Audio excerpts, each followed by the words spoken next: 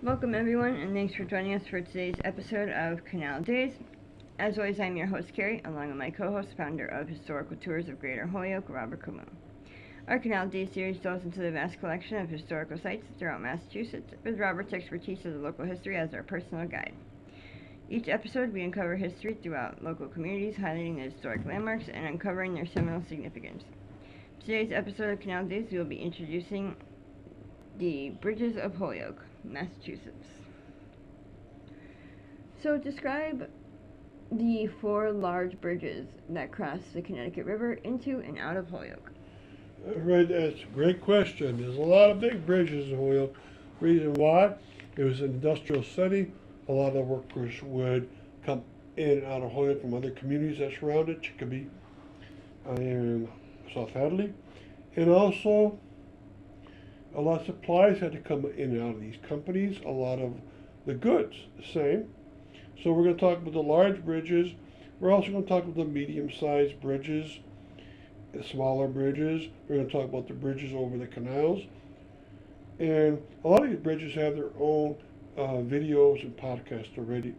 And we'll talk about why there's so many bridges around and why do they keep repairing them to be in excellent shape. Well, there must be a very good reason to put all that money into this. And so, I have to answer why the four large bridges. Well, what are they? First of all, there's the Muller Bridge, the Vietnam Veterans Bridge, the Willimantic Bridge, and the Route 391 Bridge. And they're all quite important as they sound. The 391 Bridge over the Connecticut River, they all go over the Connecticut River. This one goes into Chicopee. Of course, it's on a superhighway. The interstate highway system in the United States.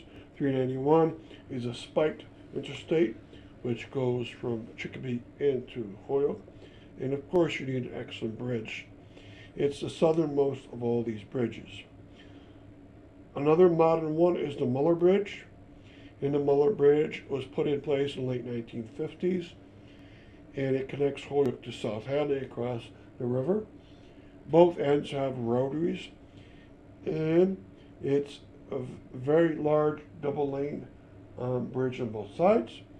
And it really blends in with its environment. So the views from it are great whatever direction you're looking, because you get to see the dam in one direction and the mountain range in the other direction. But if you look from the side, it fits in very well. It's well maintained and painted very nicely. It's named after a war hero from Holyoke who lost his life in the Pacific during World War II. Also, a modern bridge is the Vietnam Veterans Bridge, but it's a third bridge at that point. It had first a wooden Old County Bridge from the 1870s up to the 19-teens. And it was replaced by a metallic Old County Bridge in the same location, or basically 30 feet over. And this one came about in the 1990s. It has superb views from it. It's my favorite place to view the Holyoke Dam, because you can look right into the dam face on. On both ends of the bridge, from Holyoke to South Hadley, you have canals, the Holyoke Canal and then the South Hadley Canal. I actually do tours on this bridge, which point out the many features of the bridge, but also what you see and what was around that area. It goes all the way over to the former trolley barn, and on the South Hadley side goes right over to a very important residential section in the Falls neighborhood of South Hadley. The Willimantic Bridge, older bridge, still in place from the 1890s, used to be a trolley bridge also. It was replaced about 12 years ago, say. I also do tours over this bridge. I've probably done 5 tours over the Vietnam Veterans Bridge and about 3 tours over the Willimantic Bridge. I point out the mills on both sides, Chicopee and Holyoke, and the residential homes, why the bridge was very important through history, and why they are located here. So there's a lot to point out. You can pause it.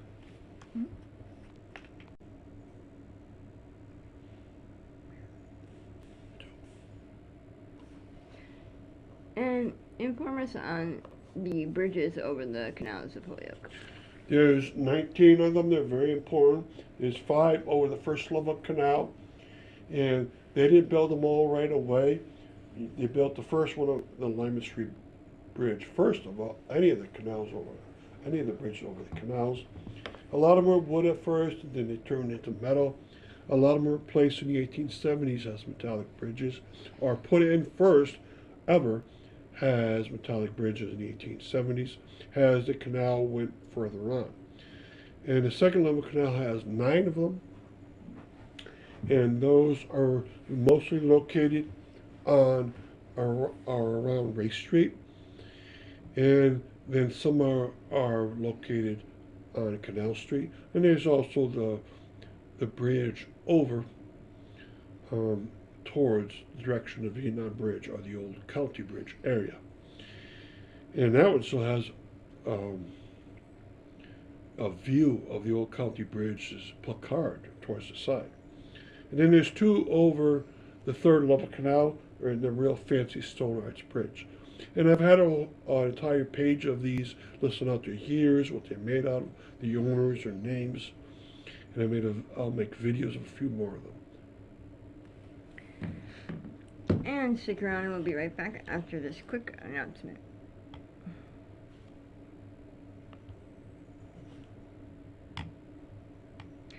Are you fascinated by local history and eager to investigate the obscure treasures off the beaten path throughout the state of Massachusetts? Or maybe just seeking an unforgettable cultural activity for family and friends to enjoy? Look no further than Historical Tours of Greater Holyoke, founded by Robert Kumo. With over a decade of experience, Robert offers captivating tours and presentations of historic sites and landmarks throughout the state. Whether you're interested in canals, cemeteries, charming churches, or more, Robert's tours provide a unique and enriching experience for all. And that's not it. You can also schedule private tours tailored to your interests, ensuring a personalized adventure and unforgettable memories. Perfect for families and groups of all sizes, making for an exciting hands-on learning experience that brings history to life. Simply visit holyokecanaltour.org or email bobcat4214 to book your private tour today. So getting back to our episode on the bridges of Holyoke, what about the small bridges over the streams of Holyoke? There are so many small bridges because there are 19 streams or brooks inside of Holyoke. And you'll cross them without even realizing you're crossing them. Also, they have to cross over a dirt path in certain parks like Community Field or Anniversary Field. And there's other bridges around the reservoirs too, which have streams. So there's an enormous amount of them, over 100, and you hardly even realize you're on one. Of course, you realize the medium and large ones I talked about, but you still appreciate these very small ones because they help you, and sometimes they're quite beautiful. There's beautiful arch bridges within Anniversary Field going over the brook, and some are still functional. In fact, 3 of them are, if you can find them in that park. So there's bridges you don't even know about yet. And there's bridges that are so tiny you don't realize you just crossed over one on the road. Why are there so many brooks inside of Holyoke? Because you have a mountain range, Mount Tom Range, and you have East Mountain. And streams come off that mountain towards the Connecticut River. And there's so many of them clearing the water out that you have so many brooks around. So they're easy to appreciate. I'm trying to get a lesson of those going. I don't have it quite yet. And reveal why Holyoke has so many bridges. Okay, the reason why so many bridges is the highways that go over these streams. You can't block up the streams and then let the water go through culverts all the time, because you want a strong material there. You put bridges, and bridges don't wash away as easily as a culvert area. And so thus, all through the Mount Tom area, you put bridges in, whether on the highway itself, Route 5, even Interstate 91 will have some. And of course, around reservoirs, like I mentioned. And there's so many streams around because Mount Tom is a mountain that faces from goes from north to south, and thus it's parallel to the Connecticut River. So all streams coming off of that go into Connecticut River and cross through the streets of Holyoke. East Mountain, which is on the border of Westfield and Holyoke, also is parallel to the Connecticut River, and so the streams coming off of that, perpendicular to the mountain range, also cross many streets along the way in Holyoke and go off into the Connecticut River. And all these many brooks have a lot of crossing. The Day Brook, the Serendipity Brook, the Whiting Brook. All these many brooks have to go somewhere. And I hope you appreciate how hard the Department of Public Works works to maintain them as culverts, and how hard Massachusetts has worked on these bridges to make them very useful, but also such that you hardly realize you're on one. Thank you. And thanks for listening to Canal Days and our episode on the bridges of Holyoke and joining us on our journey through the rich history of the Connecticut River Valley. We hope you enjoyed uncovering some of the hidden and overlooked marvels and their fascinating stories that shaped our past in the state of Massachusetts. A special thanks to Robert Comu, founder of Historical Tours of Greater Holyoke, for sharing his passion and expertise with us. Remember, you can find more information about Robert's tours, book private tours, and explore the Canal Days video and podcast series at holyokecanaltour.org. If you enjoyed today's episode, please like, comment, and share. We'd love to hear your thoughts and suggestions for future episodes. Thanks for listening, and don't forget to tune into our next episode of Canal Days. Until next time. Welcome, everyone, and thanks for joining us on today's episode of Canal Days. As always, I'm your host, Carrie, along with my co-host, founder of Historical Tours of Greater Holyoke, Robert Comu. Our Canal Days series delves into the vast collection of historical sites throughout Massachusetts, with Robert's expertise of the local history as our personal guide. Each episode, we uncover history throughout local communities, highlighting the historic landmarks and uncovering their seminal significance. Today's episode of Canal Days will be introducing and canvassing the bridges of Holyoke Canal in Holyoke, Massachusetts. So name and give the properties of the bridge over the first level canal. All right, there's quite a few bridges over the canal system of Holyoke. Remember, it's a 3-level canal. It's about 4.5 miles long, and so thus there's many bridges over it because a lot of the gridded patterned streets of Holyoke cross over the canal system. And so what I'm going to do is divide them, of course, like I just mentioned, into the first level canal, then second, third, and then we'll talk about the history, past, and future for these, and even the present in a couple of them. So I'm going to give you some of the names and talk about some of the properties. There's a Lyman Street Bridge over the first level canal, first of all. That was made in 1850, and then it was changed over to metal in 1874. All right, and the ownership of these passes along from the Holyoke Water Power Company and its predecessor, which was the Hadley Falls Company. But then at some point, the city of Holyoke would end up owning them. But that doesn't tell you who has to pay for the repairs, because in Massachusetts, all bridges are under the domain of the Commonwealth of Massachusetts, even though the city's own, our town owns them. And so, by the end, Massachusetts has to pay for the repairs or a new bridge when it's put in. And the Lyman Street Bridge is very easy to find. It's been repaired and replaced about 5 years ago with a brand new bridge. The Dwight Street Bridge over the first level canal, right next to Heritage State Park, made in 1870 and then replaced in 1890. As the canal kept growing, they had to put in the bridge. And it is and always was made out of metal.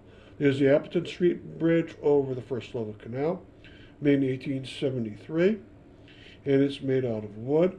Made out of metal. This is very close to where the Skinner Mills were in the far Alpaca, so it's a very busy bridge. Then there's the Cabot Street Bridge over the First Level Canal, made in 1881. As the canal kept growing, you had to put in the bridge. They didn't put the bridges in until the canal would cross that point. And it was made totally out of metal, these later ones.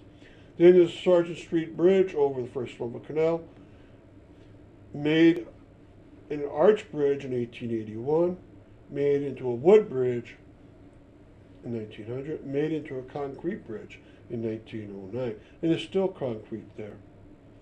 Right, and then that's it for the First Level Canal, so quite a good set.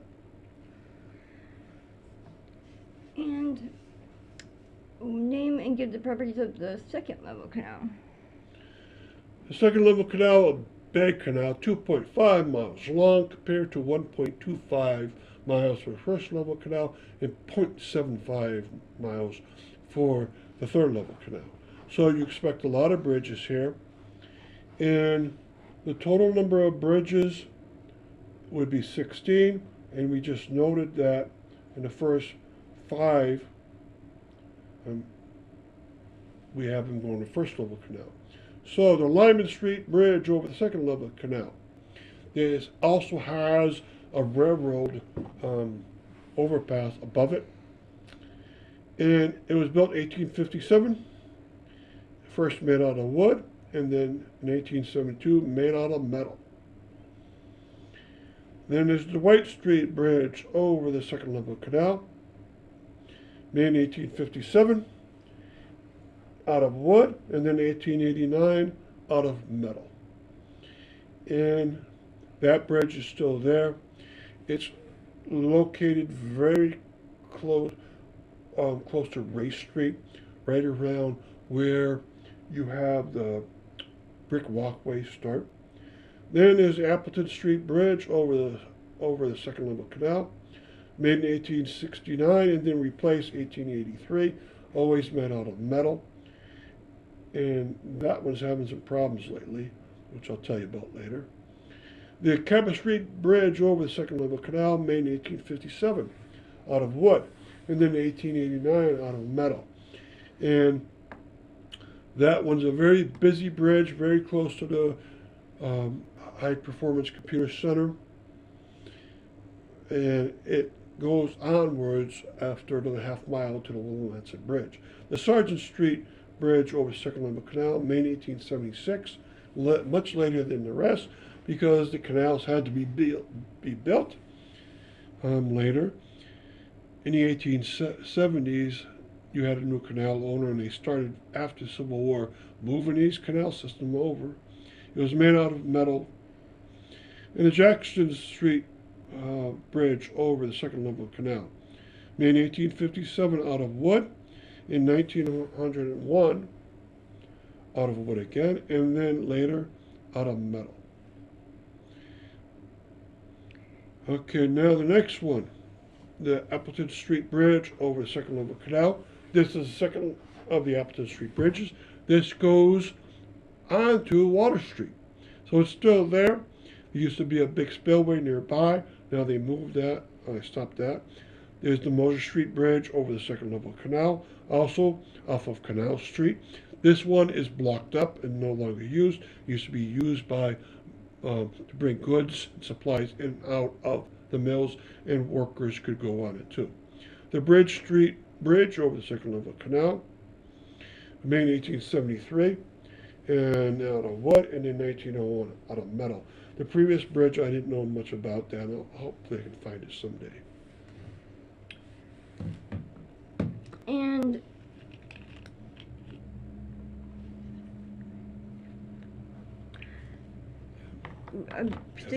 stick around. We'll be right back after this quick announcement.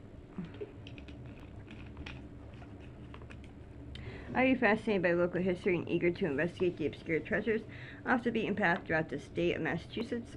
or maybe just seeking an unforgettable cultural activity for family and friends to enjoy? Look no further than Historical Tours of Greater Holyoke, founded by Robert Como. With over a decade of experience, Robert offers captivating tours and presentations of historic sites and landmarks throughout the state. Whether you're interested in canals, cemeteries, charming churches, or more, Robert's tours provide a unique and enriching experience for all. And that's not it. You can also schedule private tours tailored to your interests, ensuring a personalized adventure and unforgettable memories. Perfect for families or groups of all sizes, making for an exciting hands-on learning experience that brings history to life. Simply visit holyokecanaltour.org or email bobcat4214 capital B at yahoo.com to book your private tour today. So, getting back to our episode on the bridges of the Holyoke Canal in Massachusetts, name and give the properties of the bridge over the third level canal.